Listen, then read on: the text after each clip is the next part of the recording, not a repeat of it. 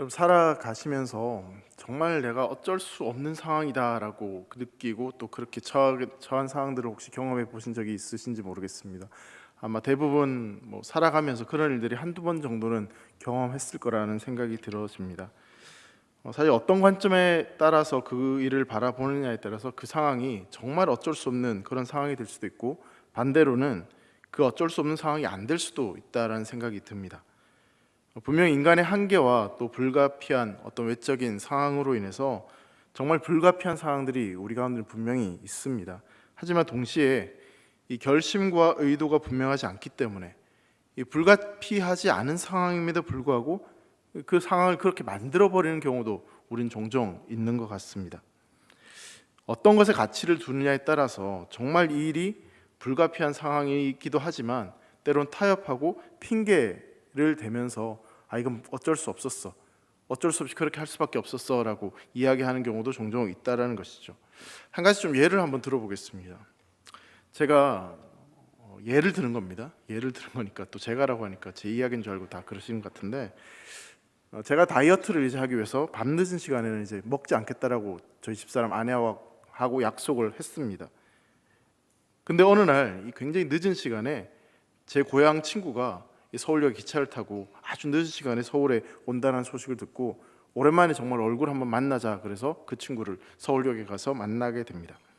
근데 그 친구가 너무 이제 늦게 도착하다 보니까 이 저녁을 먹지 못하고 밤늦게 도착을 해가지고 어쩔 수 없이 그 친구가 이제 배가 고파서 저녁을 먹게 되는데, 근데 혼자 밥을 먹는 게 너무 안쓰러운 거죠. 그래가지고 어쩔 수 없이 그 친구랑 같이 밥을 먹어주게 됩니다. 집에 와서 아내에게 시간이 너무 늦었지만 친구가 밥을 먹지 못했다라는 이야기에 너무나 안쓰러워서 어쩔 수 없이 같이 밥을 먹었다라고 그렇게 이야기합니다. 이것은 상황에 따라서 어쩔 수 없는 그런 상황이 되기도 하지만 사실 또 그렇지 않은 일이기도 하죠. 사실 친구한테 양해를 구해서 나는 이 다이어트 하기 때문에 저녁에는 아무것도 안 먹어, 너 혼자 먹어, 이렇게 해도 사실 상관이 없는 것 같은데, 사실은 어떻게 보면 자기가 먹고 싶어서 먹은 건데 그러긴 핑계를 댈 수도 있는 거죠. 밤늦은 시간을 먹지 않겠다라고 하는 그 약속보다 친구를 뭔가 불편하지 않게 하려고 하는 그런 일이 더 중요하다고 생각할 때 그렇게 타협하고 그 어쩔 수 없는 일이 아닌 것처럼 행동할 수도 있겠죠. 자, 그런데 한번 생각해 보세요. 다음 날 제가 병원에서 아주 중요한 검사를 앞두고 있어서 늦은 시간에는 이 음식을 먹어서는 안 된다라고 한다면 그 어쩔 수 없었다는 말은 핑계가 될 수밖에 없는 거죠. 진짜 안 먹어야 되는데 이 먹은 건 핑계가 되는 것입니다. 결국 그것은 어떤 상황 자체의 심각성보다는 이 원칙과 우선순위의 문제라고 볼 수 있는 것이죠. 어디에 더 큰 가치를 두느냐, 어디에 우선순위를 두느냐에 따라서 그것이 정말 불가피한 상황이 될 수도 있고 아니면 때론 그것이 핑계가 될 수도 있다라는 것입니다. 어디에 우선순위를 두고 어떤 원칙으로 살아가고 있는가, 그 부분이 굉장히 중요하다는 것입니다. 우리는 사실 원칙주의자라고 이야기를 하면 굉장히 융통성이 없고 또 자기 고집을 내세우고 사람보다는 법이 먼저이고 인간미가 느껴지지 않는, 남의 입장에서 전혀 헤아릴 수 없는 그런 좀 답답한 사람처럼 그렇게 원칙주의자들을 생각을 합니다. 저는 그런데 이런 생각이 들었습니다. 모든 사람이 나름대로는 다 원칙주의자다라는 생각을 가지게 됩니다. 왜냐하면 정해진 어떤 규칙보다는 다양성을 인정하고 그때그때마다 그 상황들을 거기에 맞게 적용해야 한다고 말하는 사람도 그 사람에게는 그게 원칙인 것이죠.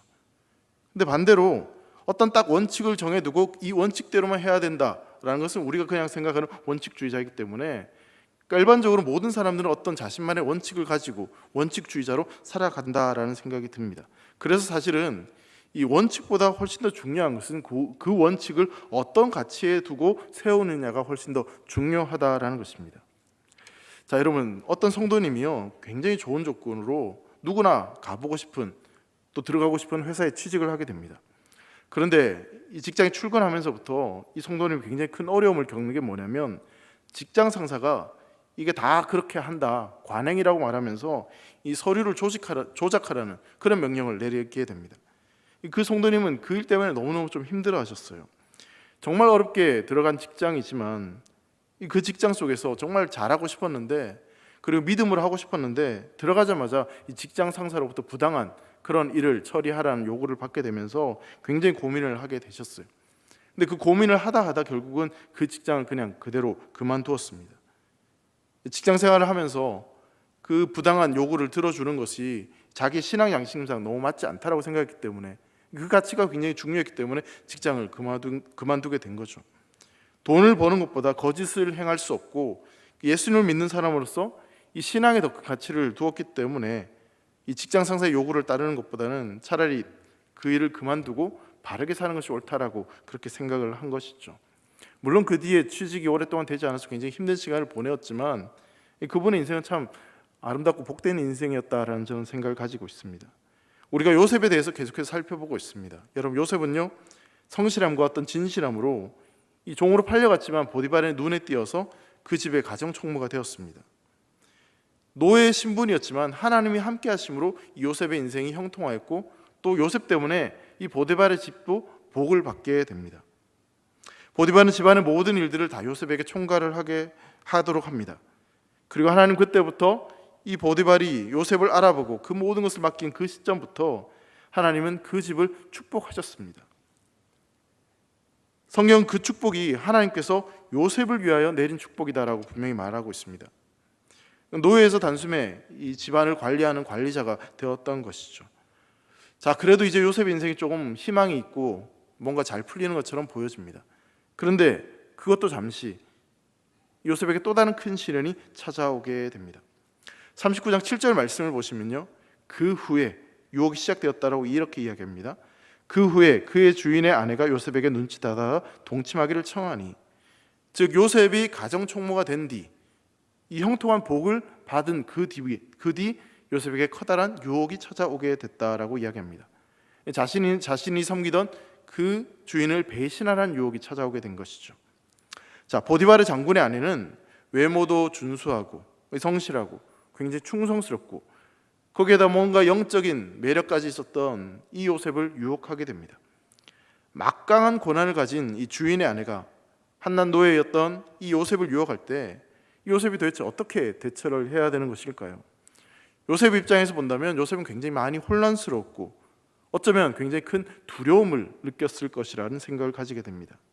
자, 그런데 여러분, 여기서 한 가지 좀 생각해 봐야 될 것은, 여러분, 어떤 성적인 유혹이라는 것은 상대방에게 어떤 성적인 매력을 느낄 때 그게 이 유혹이 될 수 있다라고 생각이 듭니다. 전혀 눈길도 가지 않고 전혀 관심도 없고 아무런 생각도 없는데 이성이 유혹을 한다고 해서 그 마음이 흔들리지는 않겠죠. 유혹이란 것이 이제 좋아하는 마음이 있을 때, 관심이 있을 때 그 유혹이 진짜 될 수 있는 거죠. 또 한 가지 예를 들어보겠습니다. 제 이야기가 절대 아니라는 걸 꼭 기억하셨으면 좋겠어요.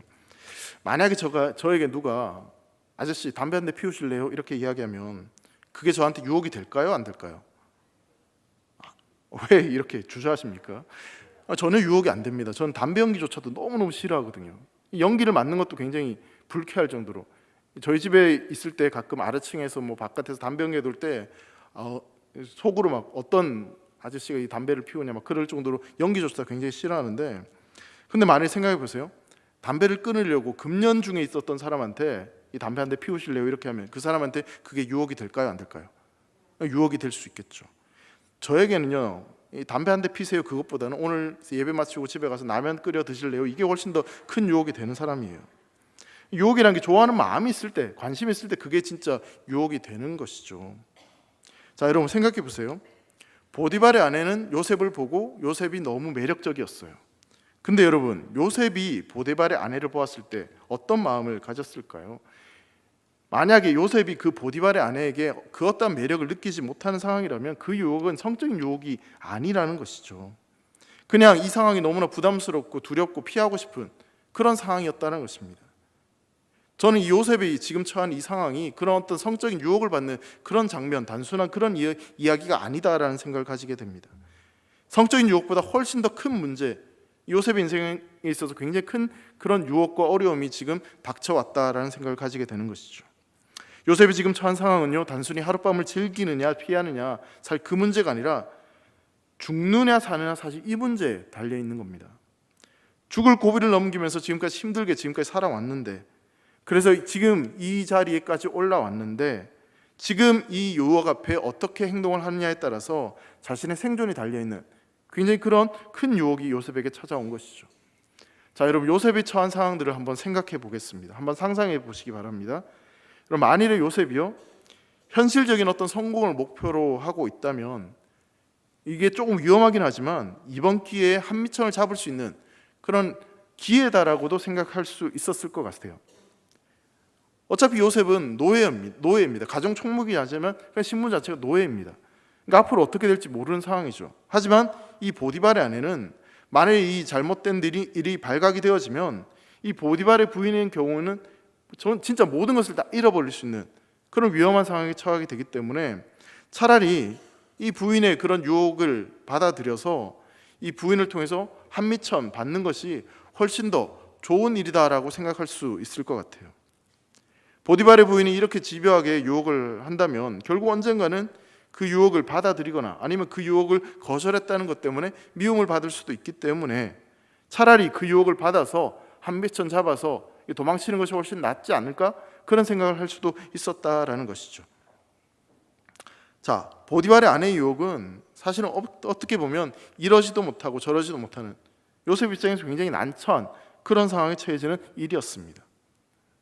어쩔 수 없는 그런 상황이 지금 요셉에게 처해지게 된 것이죠. 진퇴양난의 그런 상황이 처해졌습니다. 자, 그런 상황 가운데 요셉이 지금 뭐라고 대답을 하냐면요, 9절 말씀에 이렇게 대답을 합니다. 이 집에는 나보다 큰 이가 없으며 주인이 아무것도 내게 금하지 아니하였어도 금한 것은 당신뿐이니 당신은 그의 아내임이라. 그런즉 내가 어찌 이 큰 악을 행하여 하나님께 죄를 지을까라고 말하고 있습니다. 내가 어찌 이 큰 악을 행하여 하나님께 죄를 지으리까?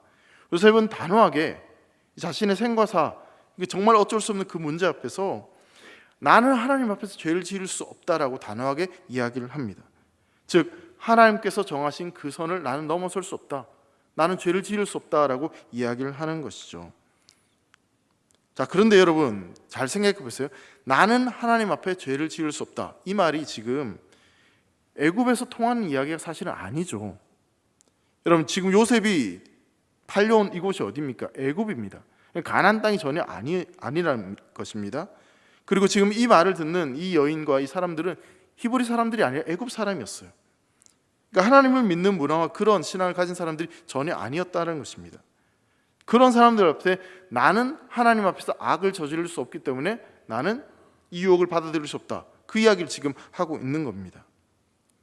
자신을 구덩이에서 건져주시고 지금까지 지켜주신, 함께하신 그 인생의 주인이신 하나님을 배신할 수 없다, 그리고 자신을 거두어준 이 육신의 주인 이 보디발도 배신할 수 없다, 지금 이렇게 이야기를 하고 있는 겁니다. 자, 그렇게 말을 했음에도 불구하고 이 보디발 아내의 유혹은 끈질겼습니다. 여자로서 그리고 주인의 아내로서 자존심이 상할 뻔도 한데 자신의 모든 인격을 다 내려놓고 요셉에게 파상 공세로 그렇게 유혹을 하기 시작합니다. 10절 말씀입니다. 여인이 날마다 요셉에게 청하였으나 요셉이 듣지 아니하며 동침하지 아니할 뿐더러 함께 있지도 아니하니라. 요셉의 아내는 보디발의 아내는 이 더욱 강한 유혹으로 요셉을 넘어뜨리려 합니다. 여러분 보시면요, 보디발의 아내가 날마다 유혹을 했다라고 이야기하죠. 한 번만 유혹한 것이 아니라 날마다 이 대단한 권력을 가지고 있었던 그 주인의 아내가 날마다 강하게 유혹을 계속해서 하고 있다라는 것입니다. 자, 그럼에도 불구하고 요셉이 어떻게 합니까?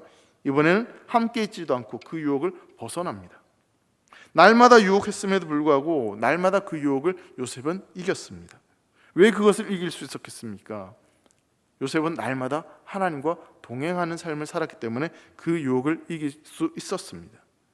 날마다 자신을 유혹하는 그 달콤한 유혹보다 날마다 함께하는 그 하나님의 은혜와 그 하나님의 동행하심이 훨씬 더 컸기 때문에 그 요셉은 그 유혹을 이길 수 있었던 것이죠. 사랑하는 성도 여러분, 어제의 은혜로 오늘 살면 절대로 오늘의 유혹을 우리는 이길 수 없습니다. 무슨 말이냐면 어제는 어제의 은혜로 말미암아 그 모든 유혹과 시험을 이길 수 있었다면 오늘 우리에게 주어지는 그 유혹과 시험을 이기기 위해서는 오늘 우리에게 필요한 은혜가 필요하다는 사실입니다. 여러분, 어제 밥을 안 먹었으면 오늘 밥 안 드시는 분 안 계시죠? 매일매일 밥을 먹어야지 에너지가 생기는 거 아니겠습니까? 마찬가지입니다. 어제의 은혜가 필요한 것이 아니라 지금 나에게 필요한 은혜가 있다라는 사실입니다. 그 은혜를 구하며 그 은혜를 날마다 날마다 구할 때 우리에게 주어지는 그 날마다 처해지는 시험과 유혹들, 고난들을 능히 이길 수 있다는 사실이죠. 자, 그런데요, 이쯤 했으면 포기할 만도 한데, 근데 보디발의 아내는 포기하지 않습니다. 자, 11절에 보시면요, 이제 나를 잡습니다. 자, 그러할 때 요셉이 그의 일을 하러 그 집에 들어갔더니 그 집 사람들은 하나도 거기에 없었더라. 이상하게 그날은 그 집에 같이 일하던 종들이 아무도 있지 않고 요셉만 그 집에 들어가서 일을 하고 있는 겁니다. 그 뒤의 문맥을 보면 이 보디발의 아내가 남편이 없는 틈을 타서 이 자신의 권한으로 집안에 있던 이 모든 노예들을 다 밖으로 내보냈다라는 것을 우린 짐작해 볼 수 있습니다. 말 그대로 이제 요셉을 덮쳐버리려고 그렇게 하는 것이죠. 자, 그런데 12절 말씀 보세요. 그 여인이 그의 옷을 잡고 이르되 나와 동침하자. 그러나 요셉이 자기의 옷을 그 여인의 손에 버려두고 밖으로 나가매. 도망칩니다. 옷을 붙드니까 그 옷을 버려두고 그냥 도망쳐 버리는 거죠. 요셉은 끝까지 부인의 유혹을 거절합니다.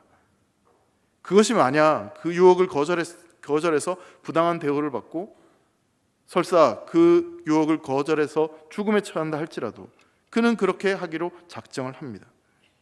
요셉은 그렇게 어쩔 수 없는 그 상황 속에서 전적으로 다시 한번 하나님을 의지하기로 결단을 하게 되는 것이죠.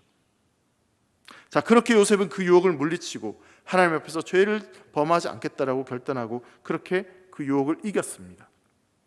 자, 그렇게 유혹을 이겼다면 그 뒤에 요셉의 인생은 조금 더 좋은 일들, 그런 일들이 있어야 될 것 같은데, 근데 이 요셉이 거대한 그 유혹을 이기고 벗어나고 하나님 앞에 용기와 충성심을 표현했음에도 불구하고 일이 또 이상하게 꼬여만 갑니다.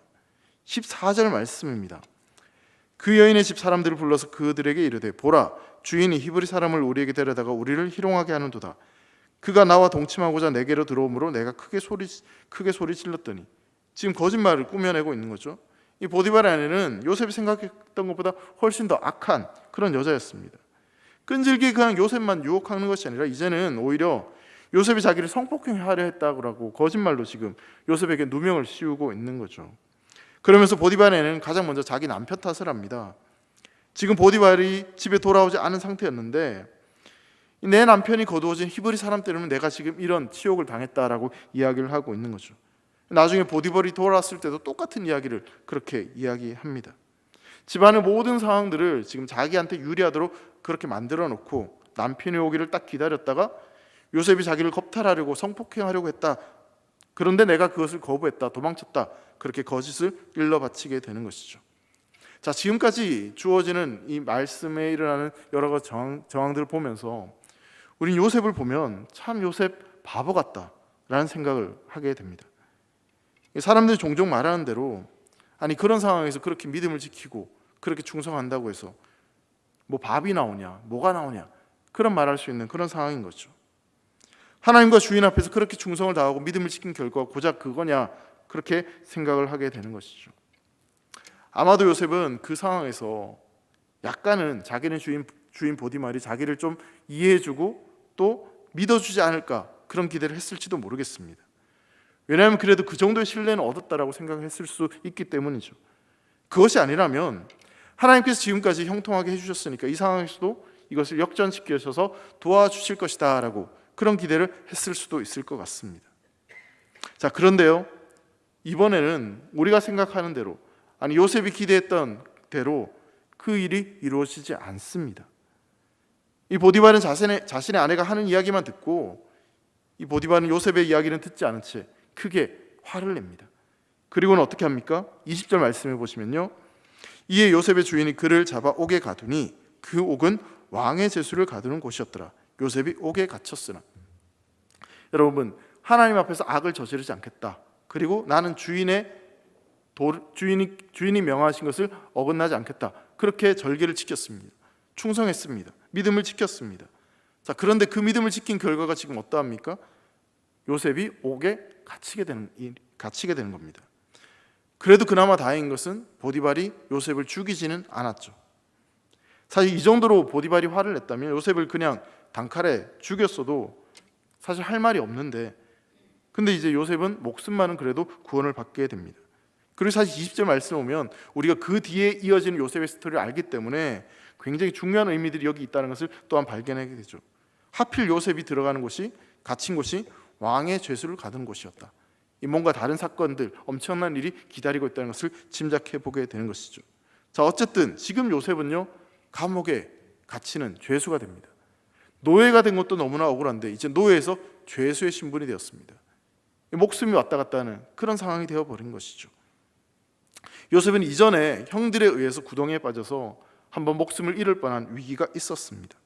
자, 그런데 지금은요, 보디발의 아내의 유혹을 통해서, 유혹 때문에, 그 유혹을 거부했다는 것 때문에 또다시 구덩이에 빠지게 됩니다. 죽음의 위기에 처하게 되는 것이죠. 우리가 이 사건을 계속 살펴보면서 우리의 입장에서 아무리 생각해도 이건 아니다라는 생각을 가지게 됩니다. 요셉이 보디발 장군의 아내를 겁탈하려고 시도했다가 억울하게 갇혔습니다.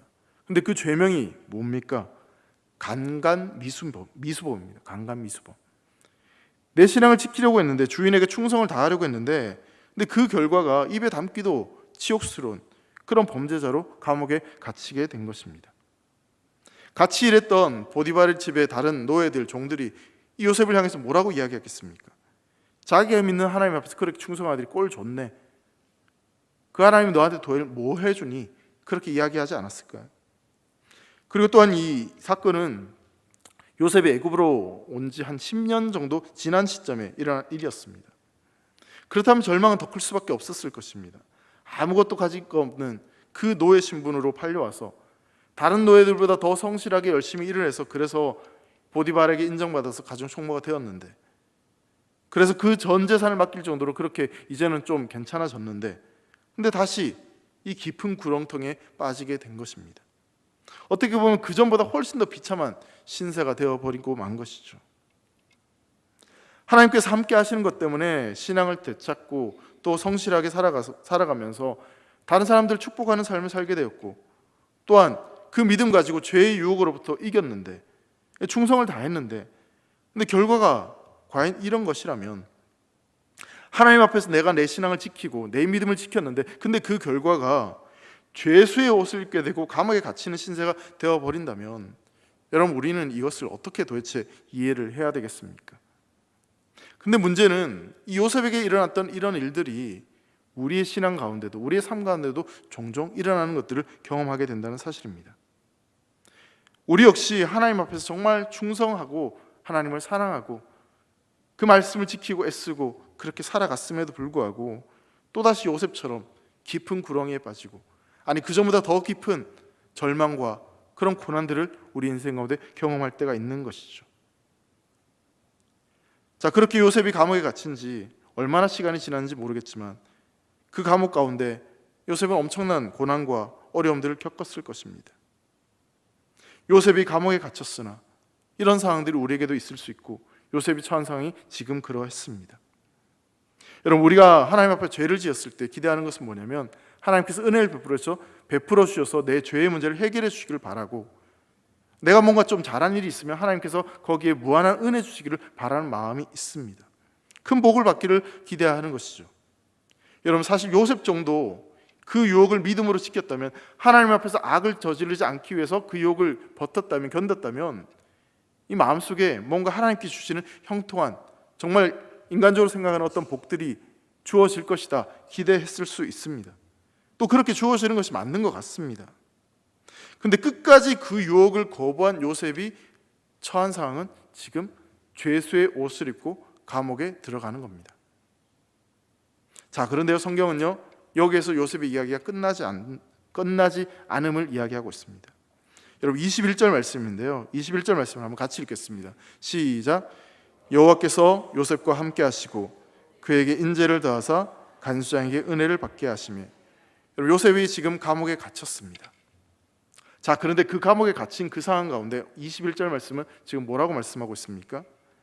여호와께서 요셉과 함께하고 계시고 함께 하신다 말씀합니다.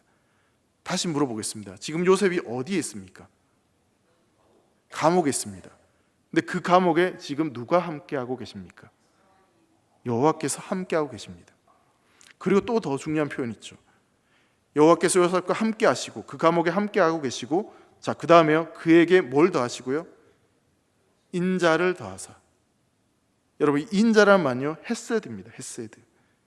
성경은 인간을 돕는 하나님의 특별한 은혜, 그 섭리를 설명할 때 이 헤세드라는 단어를 씁니다. 그러니까 하나님의 은혜, 하나님의 인자하심이 그 요셉에게 더했다라고 성경은 말씀하고 있는 것이죠. 요셉이 감옥에 들어갔을 때 그곳에 하나님도 함께 하셨습니다. 그리고 여러분, 감옥 안에서 보디발 장군의 집에서 있었던 그 놀라운 축복의 역사가 동일하게 일어납니다. 하나님 간수장의 눈을 통해서 요셉에게 은혜를 베풀어 주셨어요. 22절과 23절 말씀 보시면요, 간수장이 옥중 죄수를 다 요셉의 손에 맡김으로, 여러분 이게 지금 감옥이긴 하지만 보디발의 집에 있는 상황과 똑같은 상황이 펼쳐지는 거 아니겠습니까? 요셉의 손에 다 맡겼어요. 또 보세요, 그 재반 사물을 요셉이 다 처리하고 간수장은 그의 손에 맡긴 것을 무엇이든지 살펴보지 아니하였으니 이는 여호와께서 요셉과 함께 하심이라. 여호와께서 그를 범사에 형통하게 하셨더라라고 말씀합니다. 보디발 장군에 있었던 일과 똑같은 일이 지금 감옥 안에서도 이루어지게 됩니다. 요셉을 통하여 교도관의 축복을 받고, 여러분 이게 사실 좀 이상하긴 한 것 같은데 이 감옥에도 그런 축복이 지금 똑같이 일어났다라고 성경은 말하고 있습니다. 감옥에서도 그런 축복이, 그런 복이 어떻게 이루어졌는지 성경은 분명히 우리에게 이렇게 이야기합니다. 이는 여호와께서 요셉과 함께 하심이라. 여호와께서 그를 범사에 형통하게 하셨더라. 누가 요셉과 함께 하셨기 때문입니까? 여호와 하나님께서 요셉과 함께 하셨기 때문입니다. 다시 물어볼게요. 요셉이 지금 어디에 있습니까? 감옥에 있습니다. 감옥에 있었지만, 거기에 비참한 상황이 있었지만 여호와께서 요셉과 함께 하셨기에 그 인생은 형통한 인생이라고 성경은 말씀하고 있습니다.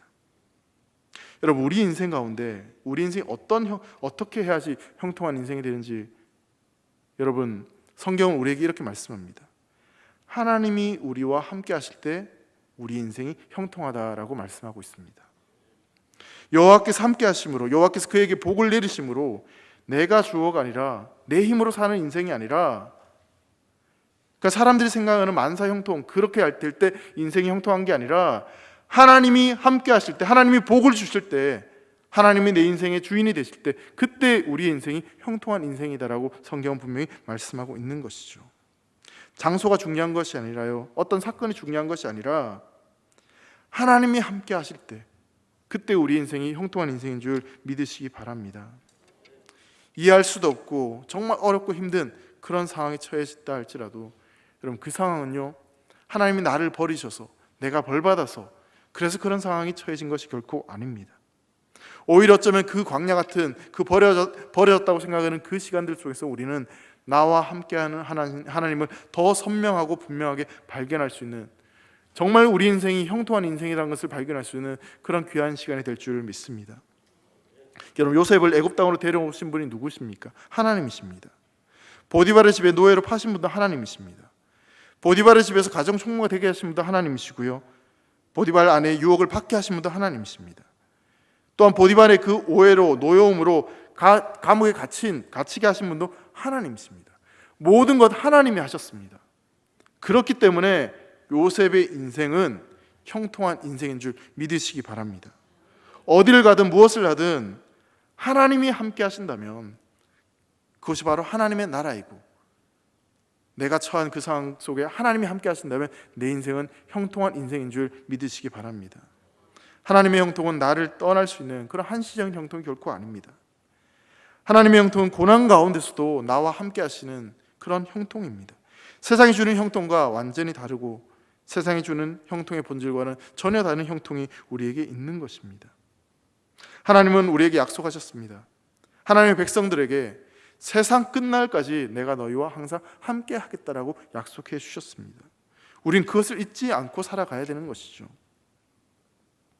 다 이해할 수 없지만 때론 우리 인생 가운데 정말 하나님이 선하시다는 것이 의심이 될 정도로 정말 어쩔 수 없는, 어떻게 해야 될지 모르는 그런 상황들이 우리 가운데 있지만, 사랑하는 성도 여러분, 그럼에도 불구하고 여러분 온전히 하나님을 신뢰하고 하나님이 함께 하심을 믿으시기 바랍니다. 여러분, 그 하나님이 함께 하심의 결정적인 증거가 무엇이겠습니까? 말씀으로도 우리에게 약속하셨지만, 여러분 하나님은요 그 아들 예수 그리스도를 우리에게 보내주심으로 말미암아 내가 너희와 항상 함께하고 있다는 증거를 분명히 보여주셨습니다. 하나밖에 없는 아들 예수 그리스도를 보내주셔서 내가 너와 항상 함께하겠다는 그 약속을 증거로, 대가로 우리에게 보여주신 것입니다. 우리가 믿는 것은요, 바로 그것을 믿는 것입니다. 그렇기 때문에 흔들리는 것이 아니라 하나님이 주시는 그 형통을 우리는 100% 믿고 신뢰하며 살아갈 수 있다는 것이죠. 여러분, 우리가 구원받은 이유가 어디에 있습니까? 우리의 노력과 우리의 업적 때문이 아니지 않습니까?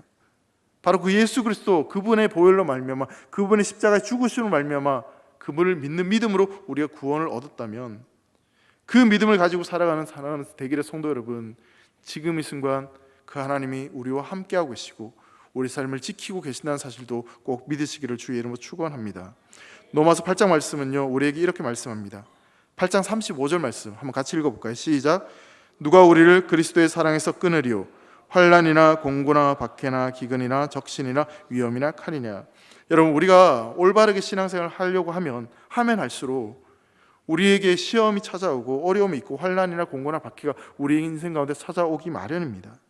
그런 일들이 우리 삶 곳곳에 일어날 수 있습니다. 자, 그런데요, 8장 37절부터 39절 말씀은요, 성경 분명히 우리에게 이런 약속을 하고 있습니다. 좀 길지만 한번 같이 천천히 읽어보겠습니다. 시작. 그러나 이 모든 일에 우리를 사랑하시는 이로 말미암아 우리가 넉넉히 이기느니라.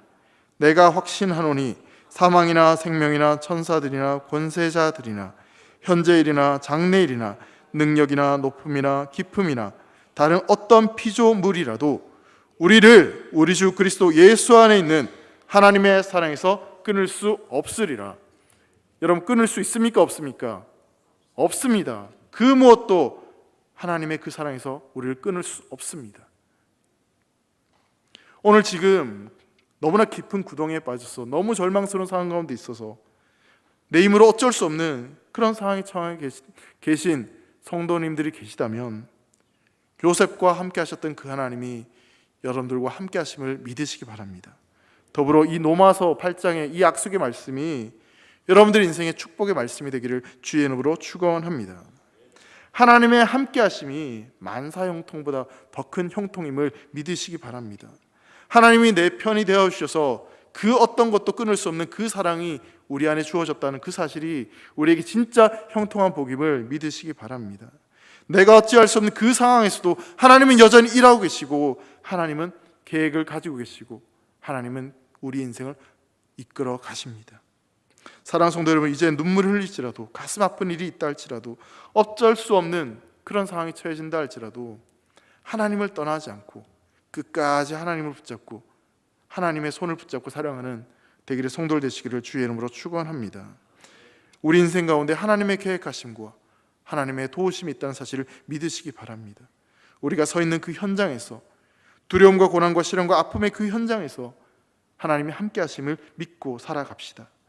무엇 하나 제대로 할 수 없는 그런 연약한 인생을 할지라도, 정말 화가 나고 원망이 생길 정도로 그렇게 억울한 일들이 우리에게 일어난다 할지라도, 그 순간에도 하나님은 나와 함께 하십니다. 그 함께 하시는 하나님을 바라보며 그분 한 분만으로 만족하며 찬양하며 살아가는 되기를 성도들 되시기를 간절히 소망합니다. 그렇게 우리가 주님을 바라보고 우리와 함께 하시는 그 주님을 믿고 살아간다면 날마다 하나님께서 우리에게 주시는 은혜가 우리 인생 가운데 놀랍도록 넘치게 흘러넘칠 줄 믿습니다. 우리 그 믿음 가지고 함께 결단하며 찬양했으면 좋겠습니다. 날마다 숨쉬는 순간마다 우리 인생 가운데 어려운 일이 있다 할지라도 끝까지 주님 앞에 믿음을 가지고 주님 앞에 우리 인생을 맡긴다는 고백을 가지고 함께 찬양하기를 소망합니다.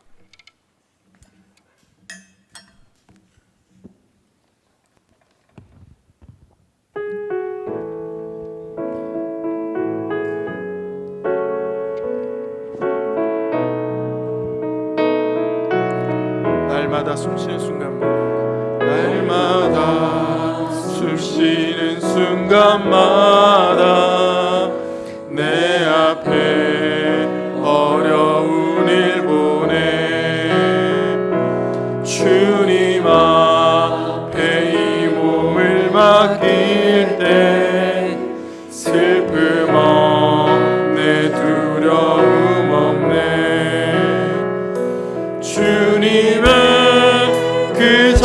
자비로운 손길 항상 좋은 것 주시도다. 사랑스레 아픔과 기쁨은 수고와 평화와 안식. 날마다 주님 내 곁에, 날마다 주님 내 곁에 계셔 자비로 날 감싸주시네. 주님 앞에 이 몸을 맡길 때 힘주신 내 위로함 주네. 어린 나를 품에 안으시사 항상 평안함 주시도다. 내가 살아 숨을 쉬는 동안 살피신다 약속하셨네. 인생의 어려운 순간마다 주의 약속 생각해보네. 주 약속에 믿음 잃지 않고 말씀 속에 위로를 얻네. 주님의 도우심 바라보며 모든 어려움 이기도다. 흘러가는 순간순간마다 주님 약속 주님의 도우심 바라보며 주님의 도우심 바라보며 모든 어려움 이기도다. 흘러가는 순간순간마다 주님 약속 새겨봅니다. 사랑하는 성도 여러분, 지금 여러분들의 인생이 요셉과 같은 깊은 절망과 또 깊은 구덩이에 빠졌다라고 느껴지는 분들이 있다면 그 순간에도 우리 주님이 나와 함께 하심을 믿는 믿음이 여러분들에게 있기를 주의 이름으로 축원합니다. 요셉과 함께 하신 그 하나님이 지금 우리도 함께 하고 계십니다. 그리고 그 하나님은 우리 인생 가운데 인자를 더하여 주시고 우리와 함께 하여 주시고 우리 인생을 하나님의 뜻과 계획 가운데 신실하게 이끌어 가심을 믿으시기 바랍니다. 우리 그 믿음을 가지고 이 시간 함께 기도했으면 좋겠습니다. 주님의 함께 하심이 우리 인생 가운데 진정한 형통입니다. 주님, 나와 함께 하여 주시옵소서. 아니, 내가 그 주님을 놓치지 않는 삶을 살게 하여 주시옵소서. 주님의 손을 붙잡고 살아가는 인생이 되게 하여 주시옵소서. 날마다 숨쉬는 모든 순간마다 주님만 바라보며 주님과 동행하는 그런 인생을 살겠다고, 그런 인생을 살도록 믿음을 더해달라고 이 시간 주님을 찾고 합심해서 기도하도록 하겠습니다. 주님을 찾습니다. 주여.